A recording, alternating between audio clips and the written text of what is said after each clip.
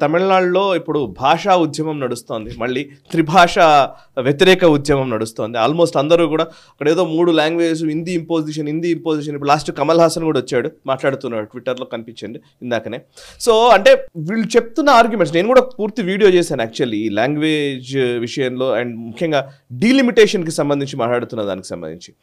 Delimitation మీద ఇప్పుడు 2 కొట్లాటలు, ఒకటి భాష గురించి ఇంపోజ్ చేస్తున్నారని, రెండోదేమో లోక్సభ సీట్లను పెంచడము, జనాభా ప్రాతిపదికన పెంచడం వల్ల నార్త్ ఇండియాకి సీట్లు పెరుగుతాయి, మా సీట్లు తగ్గుతాయి. ఇది ఒక ఆర్గ్యుమెంట్. ఈ రెండింటిని బేస్ చేసుకుని ఇప్పుడు మళ్ళీ తమిళనాడులో ఆ ద్రవిడ ఉద్యమాన్ని బిల్డ్ చేసి మళ్ళీ కొంత గట్టెక్కాలని డిఎంకే భావిస్తున్నది అనేది చాలా స్పష్టంగా మనకు అర్థమవుతుంది.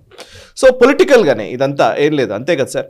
సో ఇప్పుడు వీళ్ళు చెప్తున్న ఆర్గ్యుమెంట్ సార్, మీరు నాకు అసలు అర్థం కావట్లేదు. 1971 సెన్సస్ని బేస్ చేసుకుని ఇప్పుడు అసలు లోక్సభ సీట్లను నిర్ణయించాలి, అలాగే ఉండాలి. అంటే ఇప్పుడు ఉన్నది ఎలాగైతే 543 సీట్స్ ఉన్నాయో అవి అలాగే ఉండాలని చెప్తున్నట్టు వాళ్ళు, అంతే కదా. రేవంత్ రెడ్డి చెప్దాం, ఎందుకు సర్వే చేయించాడు మన బీసీ సర్వేలు? ఎగ్జాక్ట్లీ 42% ఎక్కర్లేదు కదా. 71 సెన్సస్ తీసుకుందాం, వాళ్ళ పార్టీ అంటున్నారు కదా. అంటే ఒక ప్లేస్లో మీకు ఒక రూల్, ఇంకో ప్లేస్ ఒక రూలా?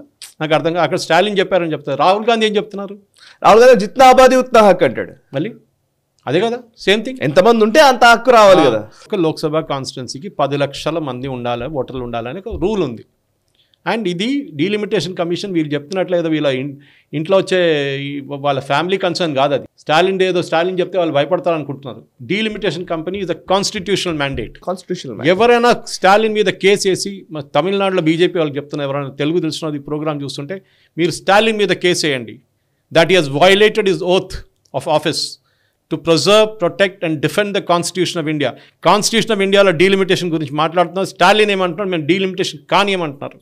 That means is violated. Constitution of India స్పష్టంగా చెప్తుంది, ఆర్టికల్ 82 స్పష్టంగా చెప్తుంది సెన్సస్ ని బేస్ చేసుకుని డీలిమిటేషన్ చేయాలి. అది కూడా ప్రీవియస్ సెన్సస్. ఓకే, నౌ ఇప్పుడు స్టాలిన్ ఆర్గ్యుమెంట్ ఒకసారి అనలైజ్ చేద్దాం సాయి గారు. 543 లోక్సభ స్థానాలు ఉన్నాయి. Tamil Nadu could lose 8 seats, reducing our representation from 39 to 31. ఎట్లా అండి సాయి గారు? ఏ లాజిక్ అండి అది? ఏ లాజిక్ మీద 39 నుంచి 31కి వస్తుందండి చెప్పండి? ఏ లాజిక్ లేదు. ఒట్టిగా బయాన్, ఒక స్టేట్మెంట్. దాన్ని చెప్పడగొట్టడానికి చాలామంది అక్కడ ఉంటారు, రెడీగా చప్పట్లు కొడతారు. నెక్స్ట్ అదే స్టాలిన్ ఏమంటున్నారు చూడండి, నెక్స్ట్ స్టేట్మెంట్ 848. ఆయనకి ఎక్కడి నుంచి వచ్చింది సాయి గారు ఆ ఫిగర్? అది లోక్సభలో మోదీ గారు చేసిన సీట్లు ఎంచుకున్నాడు, ఎన్ని ఉన్నాయని చెప్పి. I think 855 ఉంది. So he has taken 848 as a number. లోక్సభలు తయారు చేస్తారు కదా కొత్త లోక్సభలు, సీట్లు అన్నీ ఉన్నాయని. సో మోదీ గారు ప్లాన్ చేసుకున్నారు. అది చేస్తే వీ మైట్ గెయిన్ 22 సీట్స్, అంటే 39 నుంచి 61 సీట్లు, 22 సీట్లు పెరుగుతుందంట. మళ్ళీ కంప్లైంట్ ఏంటండి? మీకు వచ్చినా కదా 22 సీట్లు ఎక్కువ, మీరే గెలుస్తారు కదా. నార్త్ ఇండియాలో పెరుగుతుంది, అక్కడ పెరగకూడదు, మాదే ఇంపార్టెన్స్ ఉండాలి. అది ఎట్లా అండి? వాల్యూ ఆఫ్ ఎ ఓటర్ అంటారు సాయి గారు, చాలా ఇంపార్టెంట్ కాన్స్టిట్యూషన్లో. ఒక ఓటర్కి ఎంత విలువ ఉందనేది. యూపీలో మేము మన లాస్ట్ వీక్ డిస్కస్ చేసాము ఇది. సౌత్ ఇండియాలో 20 కోట్ల పాపులేషన్కి 130 సీట్లు ఉన్నాయి. ఇప్పుడు యూపీలో 80 సీట్లు, ఇప్పుడు 85 ఉండే, ముందు 5 ఉత్తరాఖండ్కి వెళ్ళిపోయింది అనుకోండి. 22 కోట్ల జనాభా ఉన్న యూపీలో వాళ్ళకు ఉన్నది 85. ఇక్కడ 22 కోట్లు ఉన్న వాళ్ళకి 130 సీట్లు, అక్కడ 22 కోట్ల ఉన్న మందికి 85 సీట్లు. అంటే ఎవరికి తక్కువ ఉందండి? యూపీకే తక్కువ ఉంది. Value of UP voter is reduced. అది చాలా clear. So minimum 10 lakhs per seat పెట్టుకొని చేసి, అది యూపీ పాపులేషన్ ఎక్కువైందా, మహారాష్ట్ర ఎక్కువైందా? మీరే అంటున్నారు మీకు 22 సీట్లు ఎక్కువ వస్తుంది అంటే మీ పాపులేషన్ తగ్గిందండి? తగ్గలేదు కదా, మీది కూడా పెరిగింది పాపులేషన్, ప్రొపోర్షనేట్గా పెరగలేదు. అది మీ ప్రాబ్లం. పెద్ద స్టేట్లో ఇప్పుడు సాయి గారు ఎప్పుడు అంటాం చూడండి, మనం 0 to 100 గ్రో అయినప్పుడు 100% గ్రోత్ అంటారు దాన్ని. ఇంకోటి ఏమంటాడు, మేము 100 నుంచి 150% గ్రో అయ్యామంటాడు. 50% గ్రోత్ అంటాం. మీరు గ్రోత్ ఏ ఫ్యాక్టర్, లో బేస్ నుంచి మీరు చేస్తున్నప్పుడు డిఫరెంట్ ఉంటుంది. 0 to 10 ఈజ్ 100% గ్రోత్ అంటారు కొంతమంది అంటారు. కాదు, తప్పు. లెట్ us look at 848, 22 సీట్లు ఎక్కువ వస్తుందంటున్నారు డిఎంకే వాళ్ళు. ఓకే, అంటే మీకు సీట్లు ఎక్కువ వచ్చినాయా? బట్ ఈ population is the sole criteria. అంటే ఇప్పుడున్న పాపులేషన్ జనాభా ప్రకారం 10 లక్షల ఒక కాన్స్టిట్యున్సీకి నెంబర్ ఆఫ్ ఓటర్స్ పెట్టుకుంటే we will gain only 10 seats. అప్పుడు కూడా అమిత్ షా గారు చెప్పిన స్టేట్మెంట్ గుర్తుపెట్టుకోండి సాయి గారు, no state in south India will lose it seats అన్నారు. కరెక్ట్, అసలు ఒక్క సీట్ కూడా తగ్గదు. 10 సీట్లు పెరిగిందని స్టాలిన్ అంటున్నారు. బట్ లాస్ ఆఫ్ 12 సీట్స్ ఎట్లా లాస్ అండి? ఒరిజినల్ దానికి వెళ్ళిపోతున్నాడు మళ్ళీ. ఏది 20 పాపులేషన్ తీసుకుంటే సోల్ క్రైటీరియన్లో మాకు 22 సీట్లు వస్తుండే, కానీ మీరు పర్ కాన్స్టిట్యున్సీ 10 లక్షల ఓట్లు పెట్టుకుంటే మాకు 10 సీట్లు ఎక్కువ అవుతుంది. 39 ఉన్న 49 అవుతుంది. అప్పుడు కూడా ఈ సీట్లు తగ్గట్లేదు కదా స్టాలిన్ గారు. మళ్ళీ మీ ప్రాబ్లం ఏంటి? ఇది ప్రాబ్లం ఏంటంటే ఈ సెంట్రల్ గవర్నమెంట్ మీద ఒకటో హిందీ, లేకుంటే డీలిమిటేషను. ఈ డీలిమిటేషన్ గొడవ ఇక్కడ మన హిమాచల్ ఎందుకు లేదు సాయి గారు? వాళ్ళ గవర్నమెంటే కదా అక్కడ. కర్ణాటకలో ఏం మాట్లాడలేదు. అప్పుడప్పుడు సిద్ధరామయ్య గారు నిద్ర నుంచి లేచి ఏదో చెప్పేసి మళ్ళీ నిద్రపోతారు ఆయన. మళ్ళీ కేరళలో గొడవ ఏం లేదు కదా. ఈ ప్రాబ్లం ఎక్కడ వస్తుందంటే సాయి గారు, మీరు పాపులేషన్ తగ్గింది అంటారు. మీ స్టేట్ నుంచి ఎంతమంది బయట ఉన్నారు చూడండి. కరెక్ట్. నాలాంటి వాళ్ళు technically Keralite, but outside Kerala లక్షలాది మంది ఉంటారు అట్లా. కేరళ నుంచి దుబాయ్లో ఉంటారు, యూరోప్లో ఉంటారు, కేరళలో బయట ఉన్నారు, కేరళ కన్నా ఎక్కువ ఉంటారు చాలా మంది. So your population is out side the state. అక్కడ వాళ్ళని రిప్రజెంట్ చేస్తున్నారు మీ స్టేట్ని. బాంబేలో ఎంతో 6 lakh Malayalis are there in Hyderabad. 32 cultural associations ఉన్నాయి కేరళైట్స్కి ఇక్కడ. అప్పుడు ఆలోచించండి. చెప్పక్కర్లేదు ఎన్ని జ్యువెలరీ షాప్స్ ఉన్నాయి కేరళ నుంచి, అది ఇంకో మాట. సో మీరు మీ పాపులేషన్ చెప్పుకుంటారు. ఎంతమంది తమిళ్ వాళ్ళు బాంబేలో ఉన్నారు, ముంబైలో ఉన్నారు, ఎంతమంది ఢిల్లీలో ఉన్నారు, అది కూడా మీ పాపులేషన్ కాదా? మీ స్టేట్ నుంచి బయటికి వెళ్ళారు. అది మీ తప్ప మా తప్ప? Correct. They have gone because your state doesn't have opportunities. Kerala నుంచి బయట దుబాయ్కి ఎందుకు వెళ్తున్నారు? కేరళ నుంచి యూరోప్కి ఎందుకు వెళ్తున్నారు? కేరళ నుంచి మిగతా స్టేట్స్కి ఎందుకు వస్తున్నారు? అక్కడ ఉద్యోగం లేదు, దానికోసం. It is your fault. మీరు అక్కడ ఫ్యాక్టరీలు పెట్టి ఉద్యోగం పెడితే వాళ్ళు అక్కడే ఉంటుండే, నేను కూడా ఉంటుండే. కానీ నేను చిన్నప్పటి నుంచి ఇక్కడ అనుకోండి, అది ఇంకో మాట. కానీ the main thing that you remember is population based క్రైటీరియానే ఉండాలి సాయి గారు.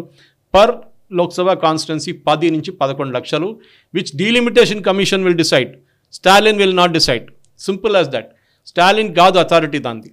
ఇంకా ఇన్ని నేను చెప్పినట్లు ఎవరైనా తమిళనాడులో they should take him to Madras high court అని డిస్క్వాలిఫై చేయాలి ఆయన. ఎందుకంటే ఇది వ్యతిరేకించారు. ఒకటి హిందీ, దాని గురించి అగైన్ కాన్స్టిట్యూషనల్ మ్యాండేట్. అది గవర్నమెంట్ కాంగ్రెస్ వాళ్ళు చేసింది, మనం చేయలేదు. ఎన్ఈపీ 2020 ఎవరు చేశారు? ముందే ప్రపోజల్ ఉండే, దానికన్నా ముందే ఎన్ఈపీ ఉండే. దాంట్లో హిందీ ఎక్కడ చెప్పారా? కంపల్సరీ లేదు. కానీ బ్రెయిన్ వాష్ కంటిన్యూస్గా, బ్రెయిన్ వాష్ ఈ పెరియార్ టైం నుంచి ఇదే నడుస్తుంది. వీళ్ళు బ్రెయిన్ వాష్ చేయడం మనుషుల్ని.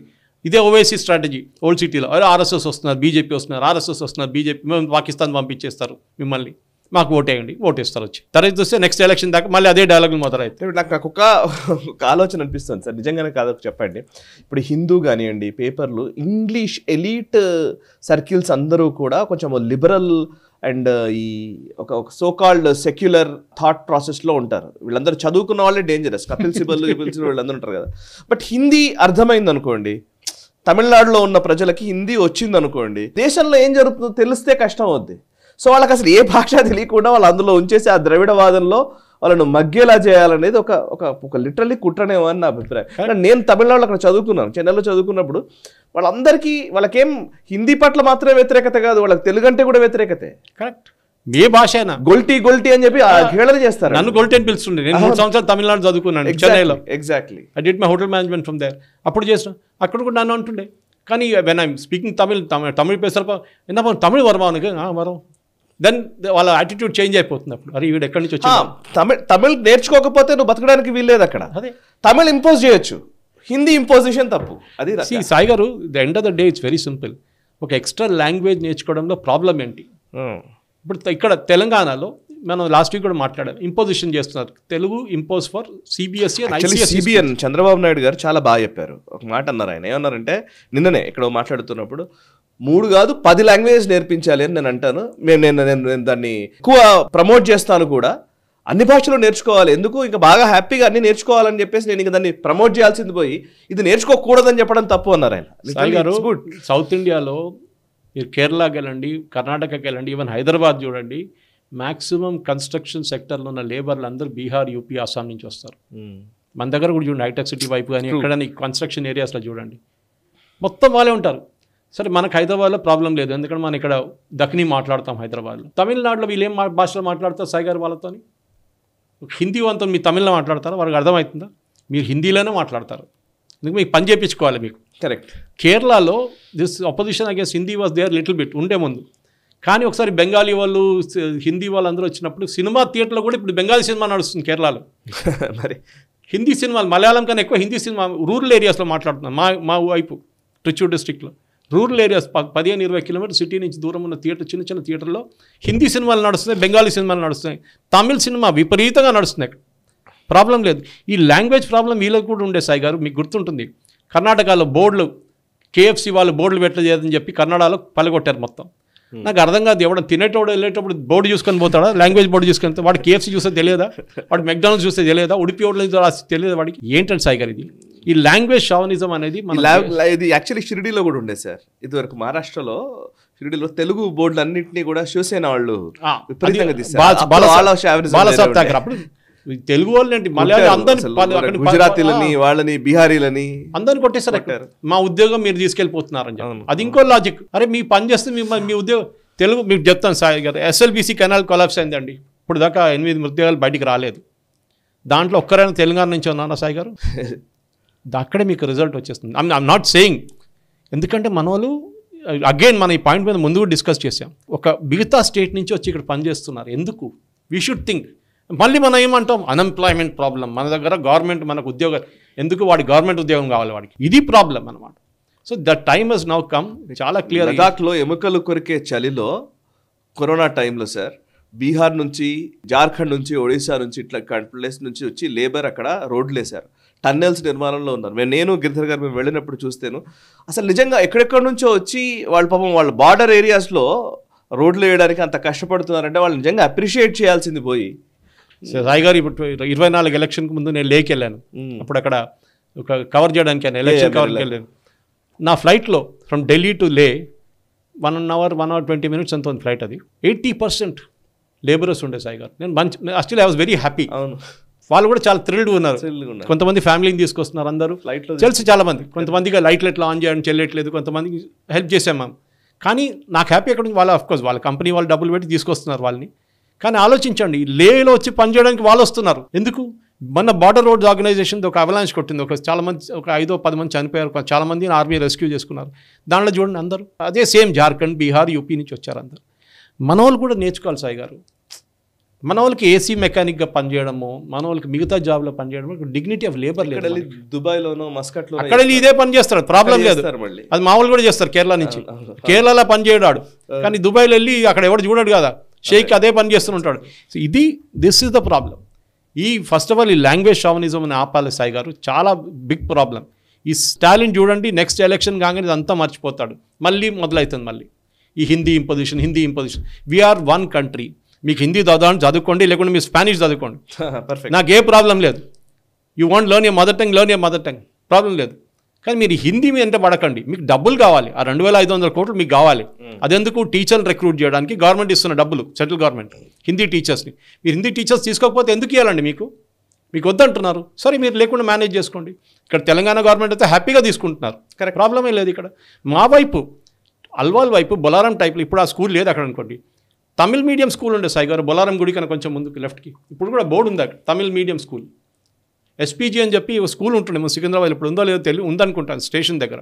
They had Tamil medium it one time. Border areas ఇప్పుడు కూడా ఉంటుంది, మీరు చూసుంటారు.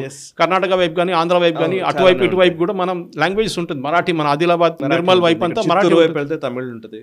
So we are in one nation.